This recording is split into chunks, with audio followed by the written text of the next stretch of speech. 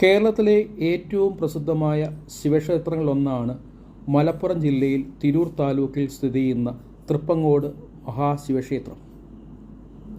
പരശുരാമൻ സ്ഥാപിച്ചു എന്ന് വിശ്വസിക്കുന്ന 108 ശിവക്ഷേത്രങ്ങളിൽ ഒന്നാണിത്. കാലസംഹാരമൂർത്തി സങ്കല്പത്തിൽ പടിഞ്ഞാറോട്ട് ദർശനമായിട്ടാണ് ഇവിടുത്തെ പ്രതിഷ്ഠ.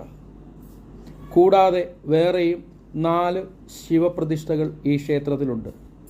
ഉപദേവതകളായി പാർവതി, ഗണപതി, ദക്ഷിണാമൂർത്തി, മഹാവിഷ്ണു, ശ്രീകൃഷ്ണൻ, അയ്യപ്പൻ, വേട്ടയ്ക്കൊരു മകൻ, ഭദ്രകാളി, ബ്രഹ്മരക്ഷസ് എന്നിവർക്കും ക്ഷേത്രത്തിൽ പ്രതിഷ്ഠകളുണ്ട്.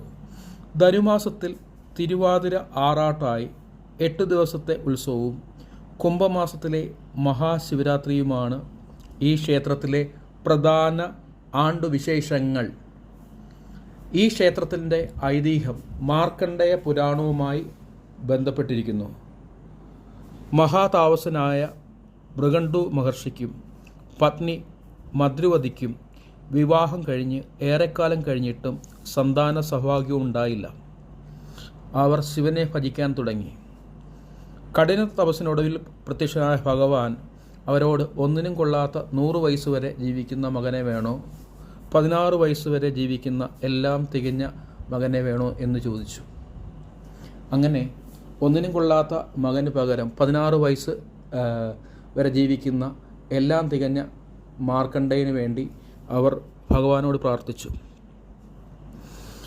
മകൻ്റെ ആയുസ് കുറവാണെന്ന് അറിഞ്ഞ താപസ ദമ്പതിമാർ ശിവനെ ഭജിക്കാൻ തുടങ്ങി. മാർക്കണ്ഡേയന് 16 വയസ്സ് തികയുന്ന ദിവസം ആയുസ്സെടുക്കാൻ വേണ്ടി കാലൻ പോത്തിൻ്റെ പുറത്തേറി വന്നു. ഈ സമയം മാർക്കണ്ഡേയൻ നാവാമുകുന്ദൻ ക്ഷേത്രത്തിൽ പ്രാർത്ഥിക്കുകയായിരുന്നു. കാലനെ കണ്ട് ഭയചകിതനായ മാർക്കണ്ഡേയൻ നാവാമുകുന്ദനെ വിളിച്ചു പ്രാർത്ഥിച്ചു. എന്നാൽ നാവാമുകുന്ദൻ തൃപ്പങ്ങോട് പോയി ഭഗവാൻ പരമശിവനോട് പ്രാർത്ഥിക്കാൻ പറഞ്ഞു. അങ്ങനെ നാവാമുകുന്ദൻ്റെ ഉപദേശം സ്വീകരിച്ച മാർക്കണ്ഡേയൻ തൃപ്പങ്ങോട് ക്ഷേത്രത്തിലേക്ക് പുറപ്പെട്ടു. വഴിയിൽ ഒരു പേരാൽ വഴിമുടക്കി നിൽക്കുന്നത് കണ്ട് കാലൻ തന്നെ വധിക്കുമെന്ന് ഉറപ്പായ മാർക്കണ്ഡേയൻ ആ പേരാലിനെ പിളർത്തി ശിവലിംഗത്തെ കെട്ടിപ്പിടിച്ച് പ്രാർത്ഥിക്കാൻ തുടങ്ങി.